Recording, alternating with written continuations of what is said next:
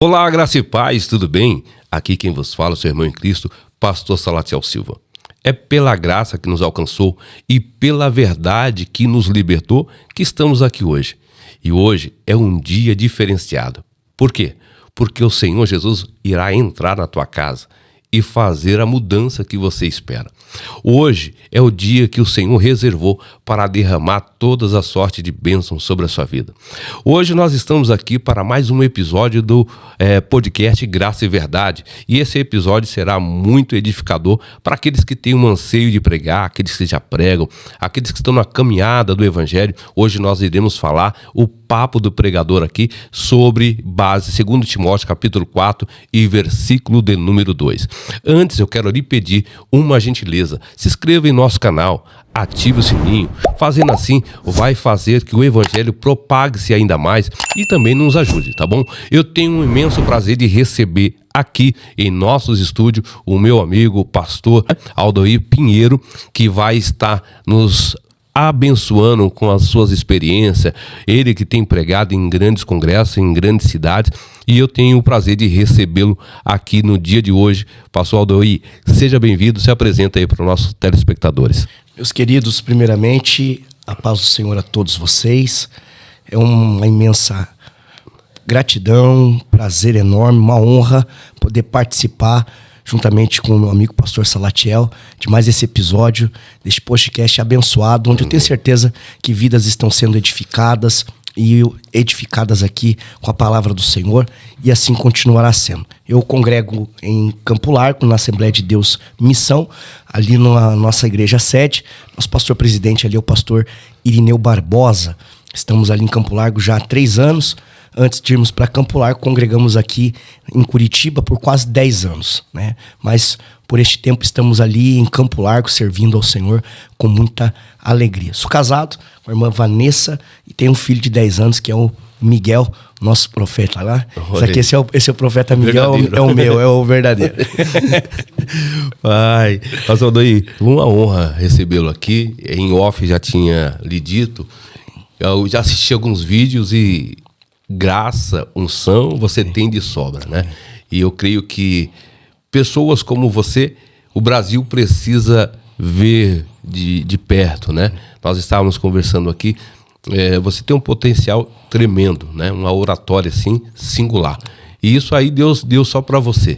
E eu creio que não é pelo conhecimento humano, né? Porque o conhecimento humano, ele cai no esquecimento rápido, mas o conhecimento do céu jamais se esquece. Porém, a humanidade precisa ouvir uma voz profética.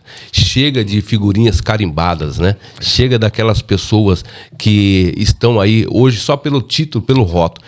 E esse podcast aqui, Aldoir, nós fizemos para dar voz para mim mesmo, para você, tem pessoas boas aí que o Brasil precisa ouvir, e você é uma dessas pessoas. E o tema de hoje, o papo de pregador, é sobre 2 Timóteo capítulo 4, versículo 2, que vai dizer Paulo falando para Timóteo que venha a pregoar a palavra num bom tempo, no tempo ruim, em todo o tempo, né? E eu quero aqui fazer algumas perguntas pro irmão, para que o senhor possa destrinchar com todo o seu conhecimento e sabedoria que Deus te deu.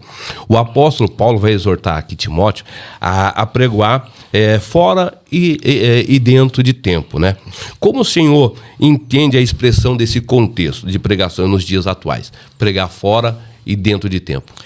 Pastor Salatiel, o senhor bem disse aqui, né? O momento que Timóteo estava aqui vivenciando era um tempo de adversidade no meio da igreja a qual ele estava pastoreando. Ele estava enfrentando inúmeras guerras, lutas, dificuldades, tanto externas quanto internas.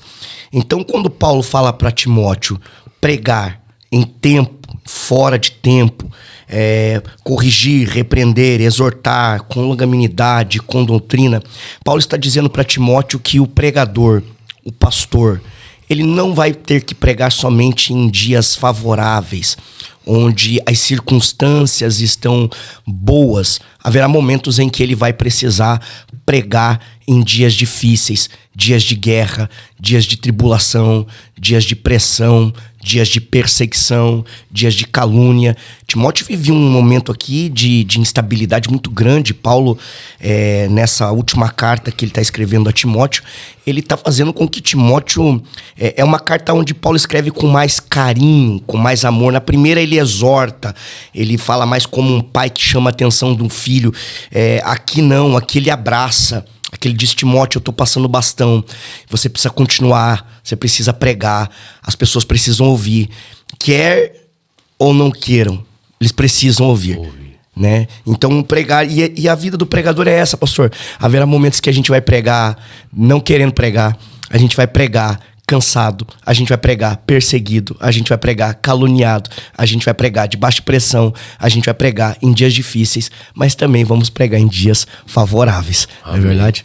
E eu vejo aqui, antes de que chegue essa carta, você citou a primeira, 1 Timóteo, eu vejo desde o início, quando Paulo chega em Listra, né? E a mãe de Timóteo e a sua avó, ela recebem Paulo, e através da pregação de Paulo ela se converte. O pai de Timóteo, ele não era da linhagem judaica, né? Não era um hebreu, mas também agora vem receber. E Timóteo, que era o filho, né, dessa família, recebe do céu um chamado específico. E é aquilo que eu estava falando sobre o Senhor. Exato. O Senhor recebeu um chamado específico e isso é seu. Não tem ninguém mais no mundo que tem esse chamado que você tem. E é um chamado glorioso. E eu vejo o cuidado desde o começo da caminhada de Timóteo até quando Timóteo vai dirigir a igreja, Paulo sendo esse pai que você diz, ensinando. Essa pergunta seria a segunda pergunta, mas já vamos encaixar aqui. Certo. Quem que foi e quem é ainda o seu mentor, quem te introduziu no Ministério da Palavra, quem te dá esse apoio, esse suporte espiritual? Maravilha. Pastor, como o senhor disse ali, o Timóteo ele vai ser um obreiro extraordinário, um pastor fantástico, mas Timóteo tinha uma base muito forte, sólida, né? Começa dentro de casa, sendo instruído, ensinado na palavra pela mãe, pela avó. Começa dentro de casa, ele aprendendo com a fé dessas mulheres. Depois ele vai se apaixonar, não pelo glamour do evangelho, mas pelas feridas de Paulo. Ele vê Paulo sendo apedrejado em Listra, né? Quase morto no chão. E Timóteo vai se converter ali, após ver Paulo ser apedrejado. Então Timóteo é alguém que não vem pro evangelho por causa do glamour, por causa do status, né? Por aquilo que que o evangelho poderia lhe favorecer.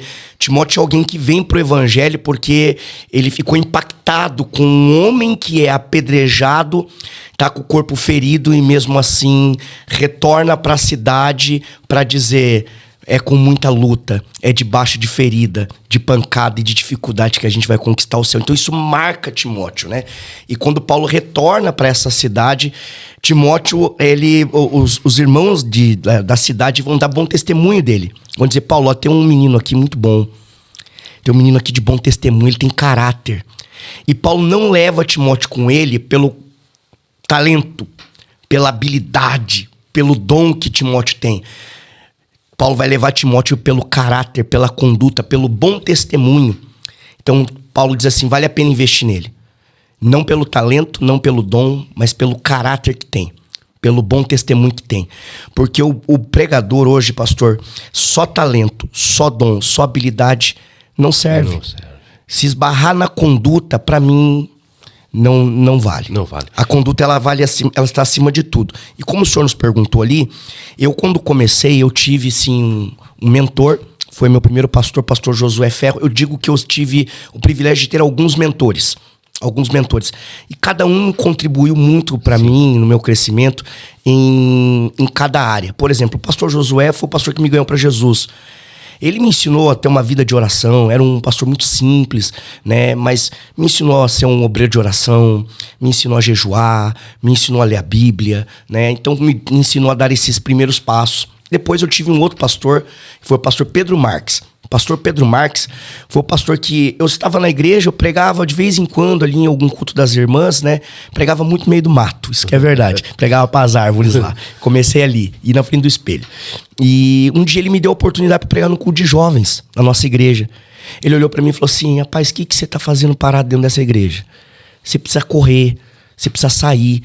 Ele pegou e fez uns cartãozinhos de visita, pastor, pra mim. Na época, ele dirigiu o culto do Almoço com Deus na sede em Curitiba. E ele começou a distribuir pros pregadores, pros pastores. E falou: olha, pode levar meu obreiro. Eu quero que você leve na sua igreja. E a partir dali, Deus começou a abrir as portas. Usou muito o pastor Fábio Santos me indicando. Toda semana vinha uma ligação: olha, o pastor Fábio lhe indicou. Então, ele me ajudou na parte de sair da igreja. De portas começarem a ser abertas, né? Foi o pastor que me ajudou nesse sentido. E depois eu tive alguns outros pastores. E o que me ajudou também agora mais numa parte de crescimento ministerial, questão de consagração e tudo mais, foi o pastor César Nunes, que é o pastor que eu estou até hoje com ele. Então eu tive esses 3 para mim, eu tive outros, também foram importantíssimos, mas esses 3 para mim foram os que me deram essa base para chegar onde eu tô hoje, sabe? Perfeito. E assim, eu costumo dizer que a gratidão é a memória do coração, né? Se você lembrou, não que os demais não têm o mesmo apreço, carinho que você tem por ele, mas são pessoas que marcaram a nossa vida. Quando você falou do cartãozinho, eu lembro que quando eu comecei a pregar, um evangelista, ele apostou no meu ministério e disse assim: rapaz, você precisa sair daqui da região. E as pessoas dizem: não, mas ele nunca vai sair da região. E aí ele fez um cartãozinho também, né? Só que nesse cartãozinho, no fundo tinha uma Bíblia e uma vela. Né? E o careca parecia um pai de santo. Parecia um pai de santo. E aí eu fui distribuir ali na igreja, para os obreiros da minha igreja, né? Para ver. E aí todo mundo começaram a rir, desacreditaram. Alguns rasgaram, jogaram no lixo.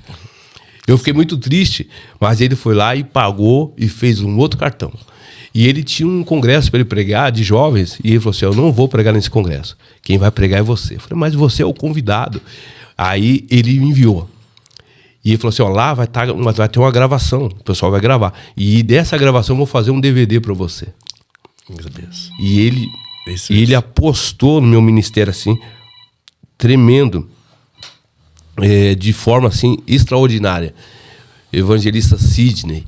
E eu sempre cito ele também, que foi uma das bases. E o pastor Maurício Lisboa, que foi meu pastorzão, assim, que pagou todos os meus estudos, que me ajudou a viver o que hoje eu vivo. E isso é gratificante. São pessoas que nos ajudam, né, pastor, no começo. Quando a gente reconhece essas pessoas, além de Deus abençoá-los, abençoa a gente também, porque a gente sabe de onde veio e quem nós somos. Exatamente. Né, Odoí, nessa sua caminhada de pregação, você já pregou num tempo desfavorável, um tempo que você dizia: poxa, eu não quero mais saber, tá passando uma aprovação, não quero mais pregar, não quero viver mais isso. Já chegou esse tempo? Já passei. Eu acho que todo mundo acaba passando em algum momento essa fase, né, pastor Salatiel?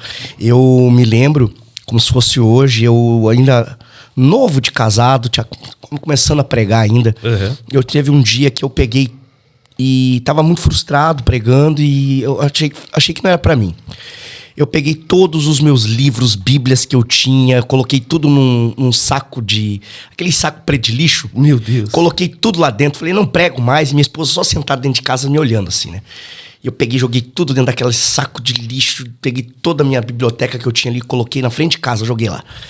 Eu joguei lá, do jeito que eu deixei lá na frente, debaixo de chuva. Ficou. Deus falou pra mim assim: agora você volta lá, você pega tudo de novo, guarda da onde você tirou, que você não vai parar.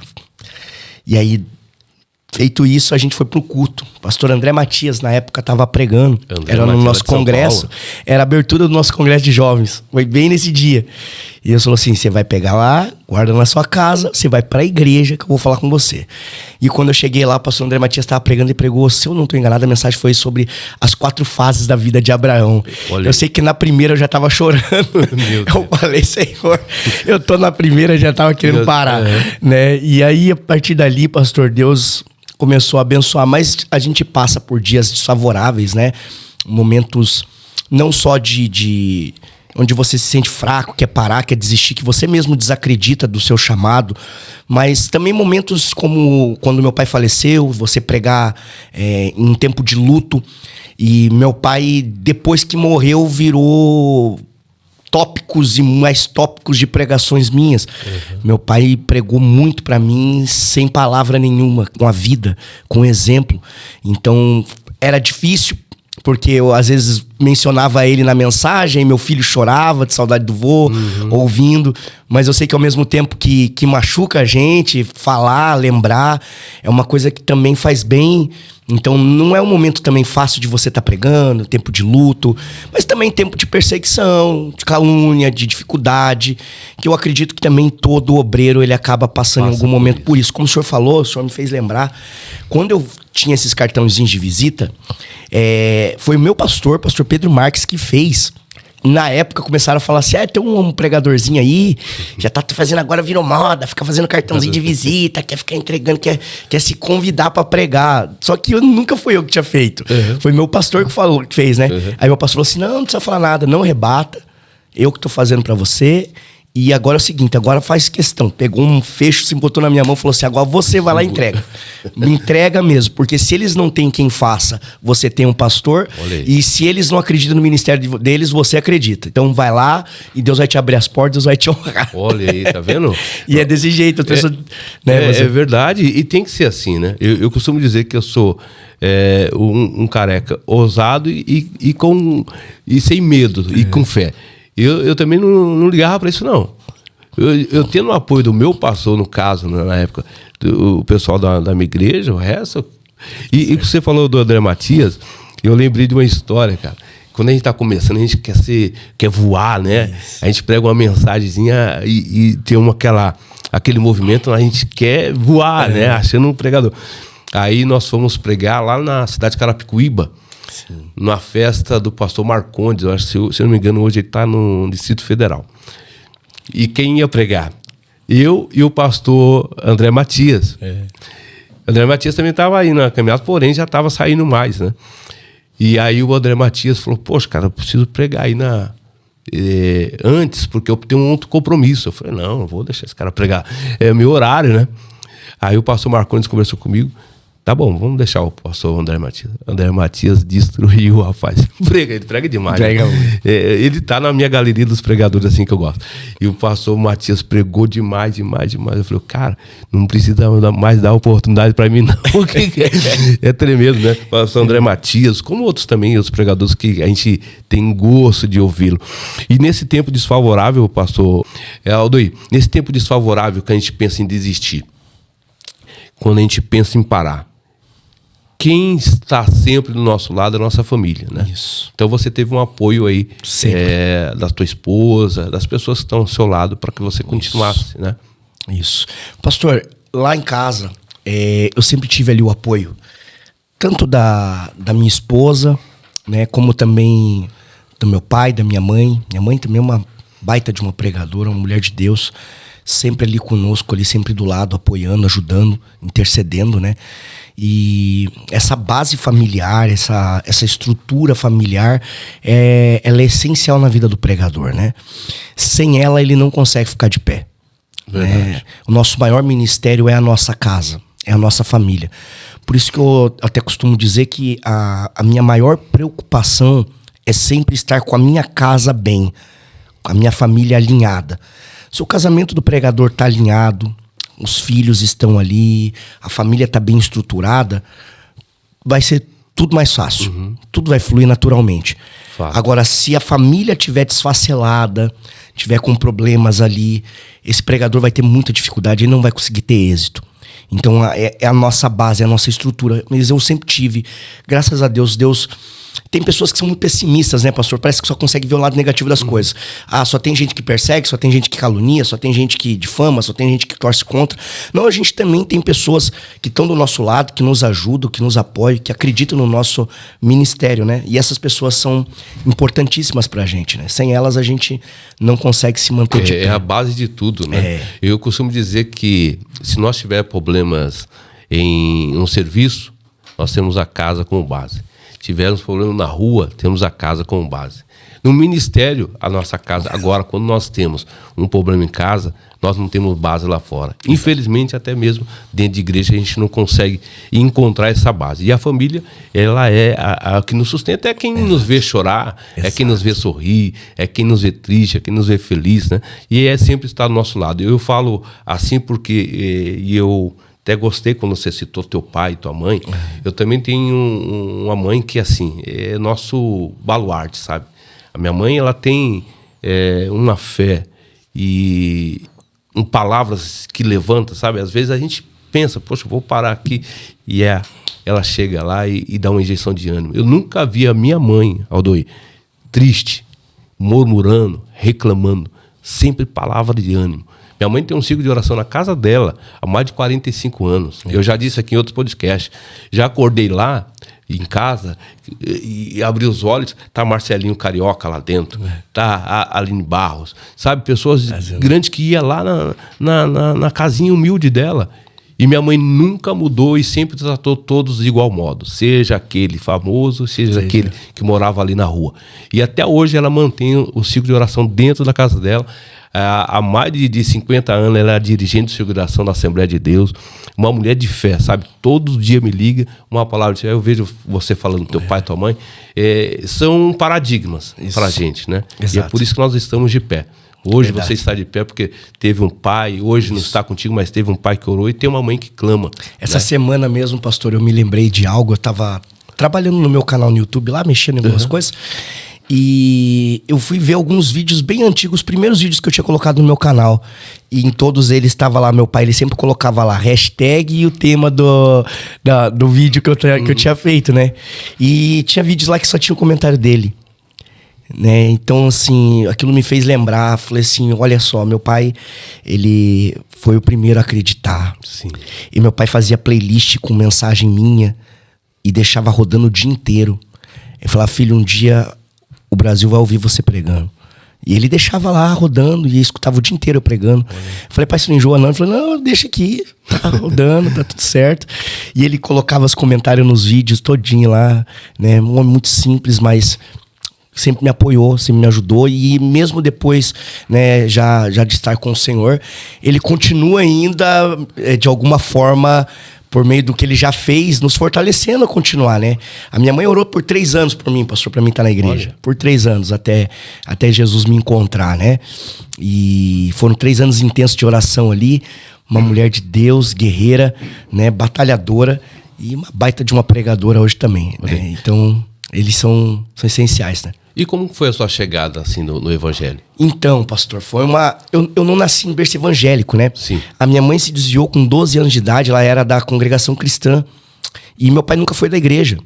E eu cresci, tive uma infância, uma juventude normal, nunca reprovei na escola, tudo sempre muito certinho. Certo. Nunca fui de aprontar, eu lutava desde os 5 anos de idade, meu pai tinha academia, né? Então eu com 10 anos já era faixa preta, então sempre lutei, sempre tive envolvido com esporte, aí fui pro futebol, tava na base do coxa, aí quando estourei o joelho, fui pro quartel. Nesse período que eu entro no quartel, primeiro dia, eu me arrebento lá dentro. Tudo que eu não tinha feito a vida inteira, eu fiz num dia. Entendeu? E dali pra frente foi isso que nem dizem aí, né? Dali pra frente foi só pra trás, né? Eu falei, meu Deus, foram 3 anos muito intensos, pastor. Uma vida de baladas, assim. Dormi 1 hora por dia, sempre à base de droga. E no quartel, saindo sargento temporário. Dentro desse período ainda. E um dia eu tô dentro do quartel, eu escuto uma voz. Saia daqui. Saia daqui. Começou a me angustiar, parecia que eu ia morrer lá dentro. Eu pedi o que a gente chama no quartel de 150, né? Que é pra uma baixa que você dá, você sai sem ganhar nada. Se eu tivesse esperado até o mês de agosto, sairia com um acerto. Mas eu saí já no mês de fevereiro, eu não aguentei. Eu falei, eu preciso sair daqui. Foi tudo muito rápido. Eu sei que parece que quando eu pensei, eu já tava fora do quartel. Eu falei, nossa, agora eu tô... Fui pro último carnaval, quase morri em coma alcoólico lá, no primeiro dia já. Muita bebida, muita bagunça. E quando eu volto do quartel, a minha mãe já estava há 3 anos orando por mim, né? E naquele dia eu voltei com a vida arrebentada. Totalmente destruído. Todas as áreas da minha vida, assim, arrebentado. Falido, destruído. E eu fui na frente do espelho do banheiro e falei assim, a partir de hoje minha vida muda. E fui pro quarto. Fiquei esperando minha mãe e meu pai me convidar pra ir pro culto. Porque eles sempre me chamavam, quando eu tava em casa, eles me chamavam pra ir pro culto. E eu, né, nunca ia, né? Nesse dia não chamaram, entraram no carro, ligaram o carro, aí eu falei, meu Deus. Ninguém vai me chamar? Não vão me chamar bem hoje que eu quero ir. Aí Deus já começou a me quebrar ali. Meu Deus. Né? Hoje eu entendo, Deus tava falando assim, agora você quer ir, agora vai lá e pede, né? Eu cheguei, vocês estão indo aonde? Estamos na igreja. Não falaram mais nada. Daí eu falei, vocês não vão aproveitar que eu estou perguntando, né? Tem como eu ir? Então, vamos lá. E ficaram quietos, o pastor foi dali até a igreja, mas eles não falavam uma palavra. Mas eu creio que em oração, ele falou, Senhor, pega ele hoje. E eu não lembro até hoje o que o pastor Josué Ferro pregou. Não lembro. Eu só lembro a hora que ele fez o apelo. O apelo, ele disse bem assim, você está procurando a felicidade, até hoje você não encontrou ela. Você procurou na bebida e não achou, procurou nas baladas e não achou, procurou nas drogas e não achou, e você sente um vazio dentro do seu coração que você não sabe como preencher isso. Você tentou preencher com tudo e nada preencheu, porque esse vazio é a presença de Jesus que vai preencher. Eu falei, é isso que eu estou procurando, felicidade, eu quero ser feliz de verdade. E eu fui lá, aceitei Jesus. Cabelo arrepiado, parecia um pica-pau, 2 brincos na orelha. Segundo culto que eu fui, cheguei no apelo, pastor. Fui batizado com o Espírito Santo. Meu Deus. Eu falei em línguas estranhas e falar glória a Deus e aleluia na igreja. Olhei. Foi um negócio, assim, extraordinário. E hoje eu entendo que Deus trabalhou muito rápido, porque talvez eu não teria estrutura para suportar e continuar na igreja se ele não tivesse me dado esse revestimento, me enchido assim. Mas eu vim dessa forma pro evangelho, né? É que na realidade você já estava na rota, aí você desviou dessa rota e Deus está dizendo, a rota já tinha sido traçada, né? E você foi e desviou. E aí, graças a Deus, Deus te levantou como um pregador, uma voz marcante aqui na cidade de Curitiba, e eu creio que vai ser a nível nacional. Estava vendo teu canal lá, eu já tenho muitos seguidores, né? E eu falo sem demagogia nenhuma. Você será uma voz profética para essa nação, e pessoas não só do Brasil, mas de fora irão te conhecer. Deus vai te levar para muitos lugares, eu tenho certeza disso. Sobre esse tema que nós estamos falando, Paulo também vai dizer aqui para Timóteo, Aldoir, para que Timóteo faça uma pregação de forma exortativa, né? Isso. Demonstrando com repreensão para aquele povo naquela época, mas com equilíbrio. Isso. Né? Com equilíbrio. Isso. E hoje, nos tempos odiernos, eu sempre costumo dizer, se João Batista pregasse o dia de hoje, ele não teria agenda nenhuma. Né? E como que vai admoestar, pregar com exortação? Desculpe aqueles que estiverem assistindo, mas essa geração mimizenta, uma geração que não querem saber de palavra, só de profecias e de engano. Exato. Você como pregador, como que você lidar com essas situações aí? Pastor, eu costumo dizer que a mensagem do pregador ela precisa ser equilibrada. Eu gosto muito do livro do profeta Ezequiel. Ezequiel ele tem uma mensagem muito equilibrada. Ezequiel é alguém que apresenta juízo, ele confronta, mas a mensagem dele também carrega graça e traz esperança. Então, quando a mensagem do pregador ela tem esse equilíbrio, ela apresenta juízo, ela te confronta, te exorta, mas ela também apresenta a graça de Deus e uma esperança futura para o pecador, isso é sensacional.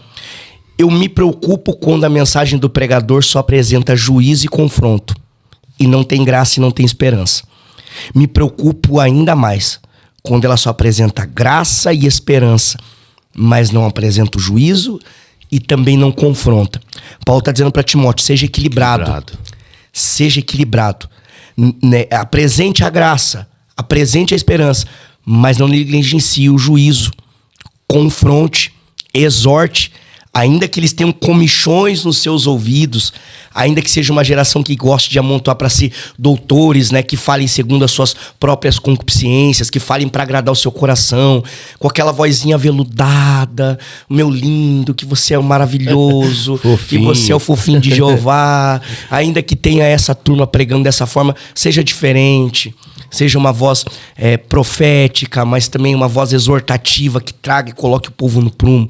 Né? Então, essa voz equilibrada, essa mensagem equilibrada, esse pregador equilibrado que Timóteo precisa ser. Nos nossos dias, pastor, eu falei isso essa semana para um amigo meu. Ele falou do eu acho interessante porque eu vi alguém pregando uma mensagem, o mesmo texto que o seu, mas o pregador foi extremamente agressivo, a igreja não recebeu, e você falou as mesmas coisas que ele na mensagem dele, só que de uma forma que não tem como falar nada. Eu falei assim, é que eu aprendi que o texto precisa me proteger. Eu vou explicar isso aqui para que todo mundo possa entender. Sim, claro. O texto ele tem que estar a favor do pregador. O pregador tem que saber usar o texto a favor dele. Por exemplo, eu posso falar o que eu quiser, desde que eu esteja protegido, balizado pelo texto. O texto me permite. Eu posso falar de adultério sem ferir ninguém. Uhum. Eu posso falar de lascívia sem ferir ninguém. Eu posso falar de pecado, e qualquer tipo de pecado, sem dar nome pro pecado. Eu posso.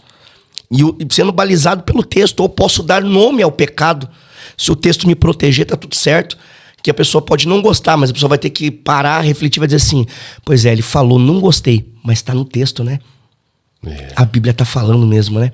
Olha só, ele me apresentou o texto.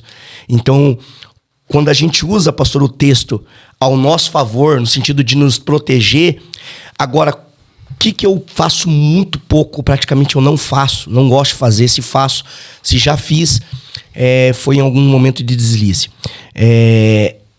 Sair do texto para falar alguma coisa. Uhum. Procuro exortar e aplicar sempre dentro dele, por esse entendimento. Que eu, ao sair do texto, eu corro esse risco muito grande. Claro. Né? E aí as pessoas com razão vão dizer que foi agressivo, né? Passou do ponto. Exatamente. Era isso que eu ia te dizer agora, sobre esse seu comentário. Quando Paulo vai falar com Timóteo, ele está dizendo assim, chegue junto, chama o povo, porém seja equilibrado. Porque no meio de muitas pessoas, nem todos aguentam o mesmo peso que você aguenta. Então seja equilibrado. Aí quando nós estamos falando sobre isso, Paulo está dando uma base aqui, para que nós tenhamos também essa autoridade de falar um pouco mais veemente, com mais fervor, porém amparado sobre isso aqui. Aí você diz, o problema é quando saem da base bíblica, você perdeu a sua proteção. Perdeu. Eu ia até polir aqui, mas vou falar. Aqui a gente tem que falar graça e verdade, vou falar a verdade. Os Gideões desse ano, tirando acho que 2 ou 3 pregadores que pregaram palavra, o restante foram pessoas querendo exortar o outro usando uma outra pessoa. Isso. Aí é agressivo. Isso. Sabe? É dar nomes, falar da pessoa, falar... Eu vejo os Gideões ainda, apesar dos pesares que aconteceu, os Gideões ainda, pastor Aldo aí, uma vitrine. Uma vitrine. Exatamente. E pessoas perdem oportunidade de pregar uma palavra para entrar nisso. Antigamente era assim. As igrejas, você falasse de forma dura, as pessoas... Hoje não. Eu falo mimizentos, mas hoje as pessoas, nesse sentido também, elas estão mais ligadas. Isso. Elas entendem um pouco mais. Antigamente, se você falava uma mensagem dessa assim, confrontando, batendo no pecado, e a maioria dessas pessoas que combateram o pecado, que era fervoroso, ele caiu. Exato. Nas próprias palavras, né? Mas quando nós estamos amparados, a palavra ela vai bater e não vai doer. Exato. Ela vai alertar a pessoa, igual você falou. Exatamente. Poxa, ele está falando algo que está aqui. Não tem como ele dizer, ele está batendo em mim, não. Ele está falando o que a Bíblia está dizendo. Exato. Né? Tem esse amparo aí. Tem esse amparo. Pastor, se o senhor parar para analisar dentro do que o senhor falou, o senhor vai perceber que a maior parte dos problemas que os pregadores acabam tendo foram eles mesmos que geraram. Sim. Pelas falas deles enquanto pregavam. O senhor falou de um púlpito que é vitrine para o mundo hoje, que é o púlpito dos Gideões, né? E o púlpito dos Gideões, acredito eu que por ser ele essa vitrine, como a gente acabou de citar, é uma oportunidade de ouro para o pregador que está ali, que não pode ser desperdiçada falando de A, falando de B, de C, apenas no afã de conseguir um hype no momento. Porque é um nome que está em alta, né? E ninguém está falando sobre estar certo ou a pessoa estar errada. Estamos falando sobre o momento da palavra. Neemias capítulo 8 fala que o púlpito lá ele era de madeira. Sim. Feito com essa finalidade. Qual era a finalidade? A exposição do texto bíblico. Exposição do texto bíblico. O púlpito não serve para outra coisa a não ser expor o texto bíblico. O púlpito eu não posso usar ele como uma plataforma para que eu possa te agredir, para que eu possa tocar em você, mexer no seu caráter, porque é uma covardia você que tá com o uso do microfone no momento falar de alguém que não pode se defender. Então acho que no mínimo uma covardia. Aldir, você tá passando a mão na cabeça? De forma alguma. Aldir, você tá dizendo que não pode falar dos erros, das coisas que estão acontecendo? Não, repito, que a gente já disse aqui. Pode e deve, mas use o texto. Sim, não precisa citar claro. nomes. Use o texto. Use o texto vai te amparar. E tomar muito cuidado, porque a gente vê muitas situações, por exemplo, a pessoa fala uma coisa em cima do púlpito dos Gideões e esquece que ela tem conversas no WhatsApp com as pessoas sobre o assunto que ela falou. Por exemplo, eu não copo pra pregar. Fulano, você vem por tanto? Pô, pastor, mas não consegue tanto? Peraí, você acabou de falar que não cobra, mas... Agora...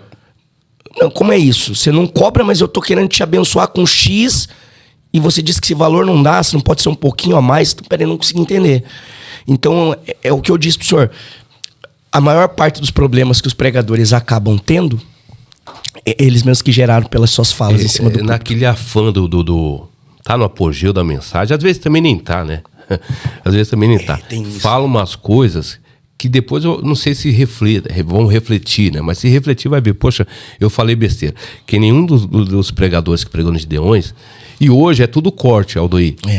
Às vezes a gente não vai ver a mensagem inteira. É corte. E os cortes que às vezes vai condenar, né? Isso. E não tá no contexto, mas tá ali o corte.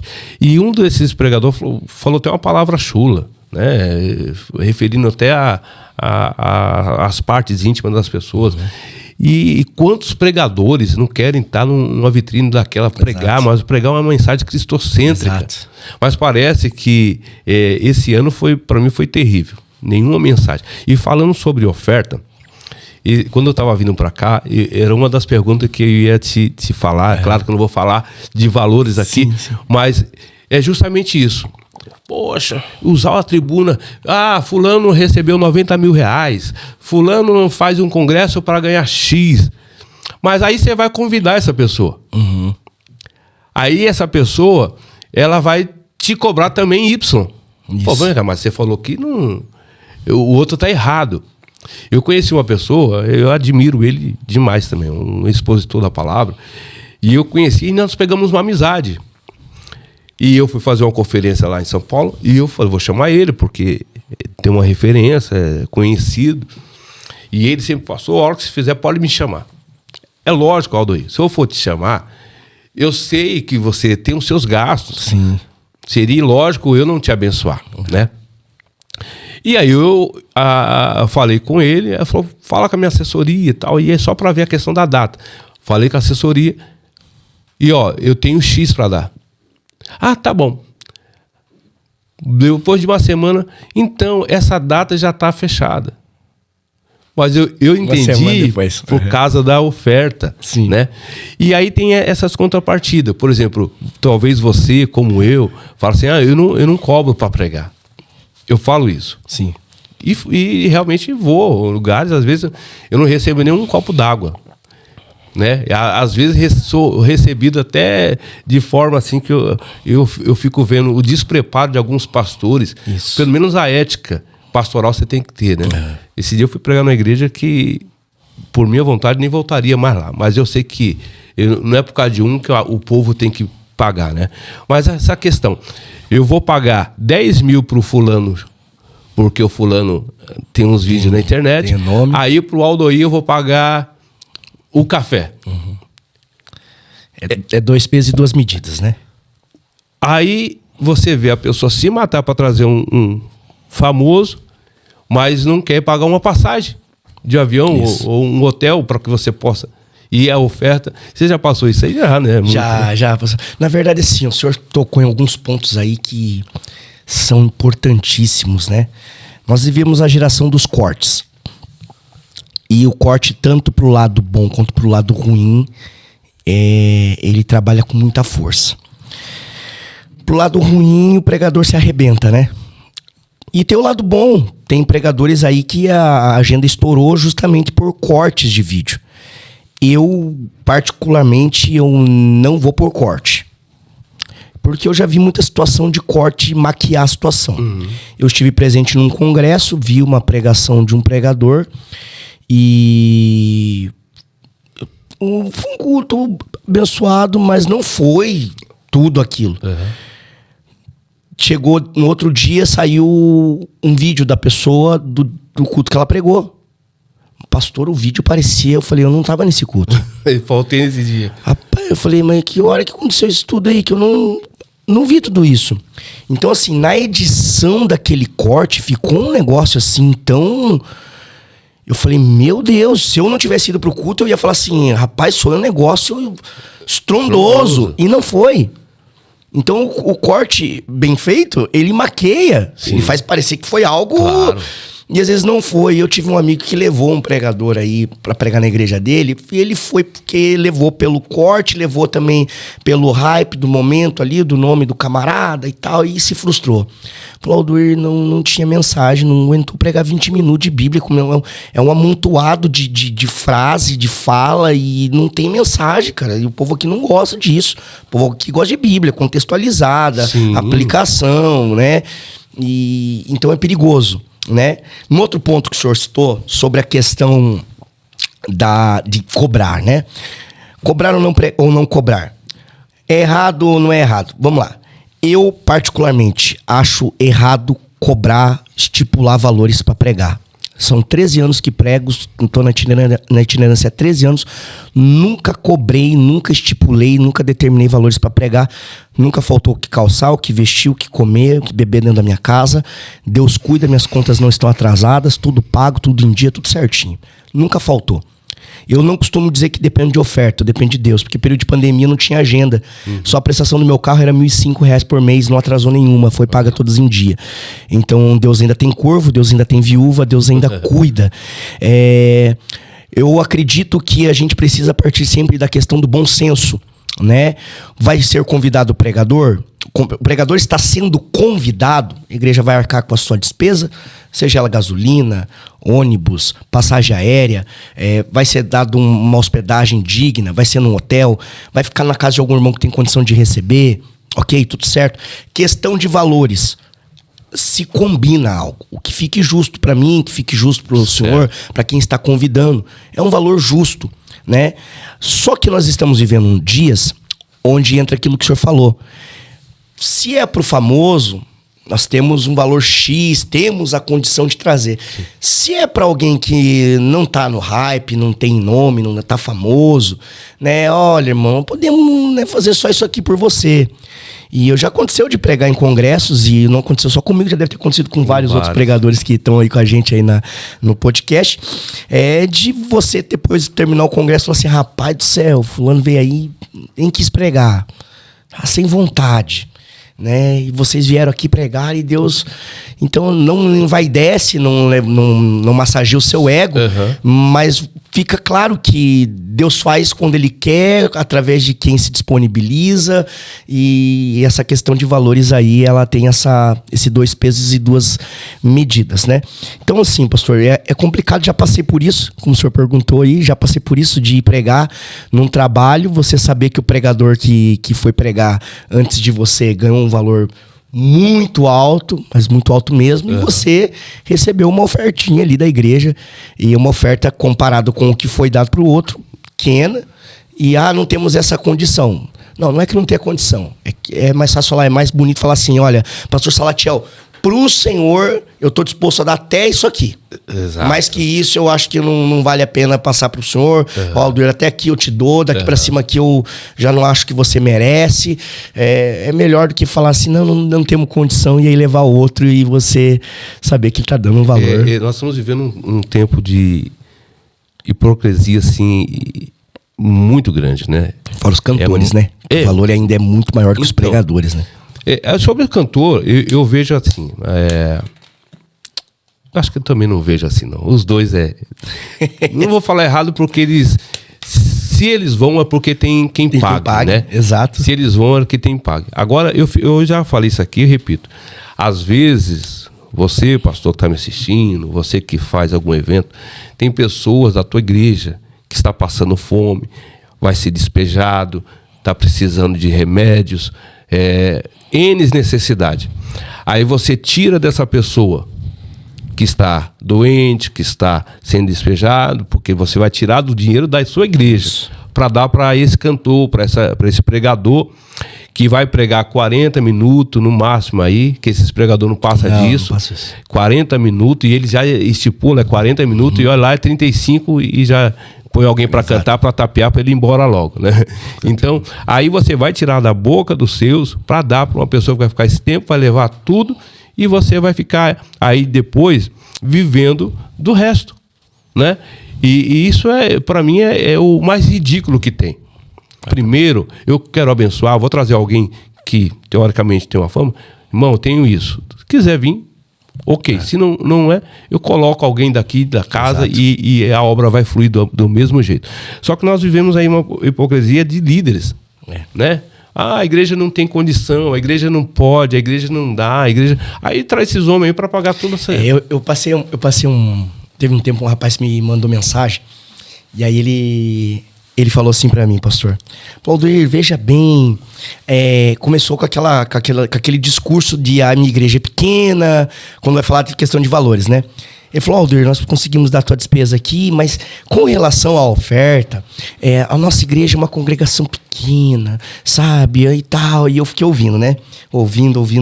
Falei: irmão, olha, vamos encurtar a conversa, vamos fazer o seguinte. Faz assim, como que vocês podem me abençoar? Fala pra mim, a gente deixa o valor combinado. Mas nunca mais na sua vida use o tamanho da sua igreja, da sua congregação, como desculpa por questão de oferta. Ele falou: como assim? Falei: rapaz, eu fui líder de departamento de adolescente, pastor Salatiel. Bem rapidinho pra mim terminar essa parte aqui. E eu tinha 5 cultos para fazer, o 5º já era o congresso. Nosso culto acontecia um culto a cada 2 meses. Eu não tinha departamento. Deus me deu uma estratégia. Eu fazia cultos nas casas dos adolescentes na segunda-feira, fiz um discipulado. Nós batizamos 6 deles em águas. Eu consegui 15 adolescentes dessa forma. Eu tinha só uma, que era filha do nosso pastor Pedro Marques. E nós terminamos o congresso ali com 15 adolescentes, 15 batizados com o Espírito Santo, 6 deles batizados em água. Eu trouxe um pregador de Brasília, um cantor de Brasília, fora 2 pregadores aqui de Curitiba e cantor aqui de Curitiba. Todos foram muito abençoados, certo? Eu estou falando que era um departamento de adolescente, uma igreja pequena, de alguém que não teve culto para fazer. Eu tive 4 cultos, entendeu? E eu consegui abençoar todo mundo. E eu sou um pregador itinerante, eu não sou empresário, não tenho dinheiro para tirar do meu bolso para bancar. Sim. Foi tudo feito muito pela fé e a gente trabalhou bastante para fazer isso. Então não há desculpa. Eu sempre procurei fazer o melhor, né? Meu pai e minha mãe levavam um pregador no culto à tarde da bênção da nossa igreja para pregar para 3, 4 pessoas, e meus pais davam um jeito de, no mínimo ali, falaram assim: não, eu vou tirar de casa, eu vou no mínimo abençoar com R$200 aqui para dar a gasolina do pregador. E na época R$200 era dinheiro, né? Então eu acho que essa questão de abençoar, pastor, parte muito da questão do querer, né? Hoje nós estamos vivendo um tempo assim. O líder olha e fala assim: olha, a igreja disponibiliza X de oferta para os cultos, então os cultos eu não me preocupo. Aí o que eu faço? Poxa, se é isso aqui por culto, quando chegar no congresso, eu arranjo alguém aqui, dou a oferta do culto mesmo, que vai sair do bolso do caixa da igreja mesmo. Eu passei o ano sem precisar fazer nada. E dá tudo certo, né? Então tem isso também. Eu cresci assim, eu aprendi dessa forma, que a gente precisa honrar. Eu vou levar o senhor para pregar lá, eu preciso te honrar. Claro. Eu preciso te honrar. E não é honrar só com dinheiro, né? O senhor falou num ponto muito importante sobre essa questão da recepção, né? Do tratamento. Sim. Às vezes tem igreja que o senhor não foi tão bem abençoado financeiramente, mas te receberam tão bem que o senhor voltaria lá todo dia para pregar. Exato, né? É verdade. Tem lugares que a oferta nem te dão, mas a forma que te recebe, que te trata, portas que você quer voltar. E tem igrejas que até te abençoam e que você não quer voltar mais, né? Nessa mesma linhada aqui, eu escutei um áudio de uma pregadora, o pessoal estava fazendo um congresso, convidou ela. E a igreja ia disponibilizar para ela R$2.000 de oferta, fora passagem. Não sei se você chegou a ouvir esse. E aí a pregadora disse: não, mas é muito pouco. R$2.000 não dá, eu tenho muita coisa para pagar. Aí eu fiquei analisando.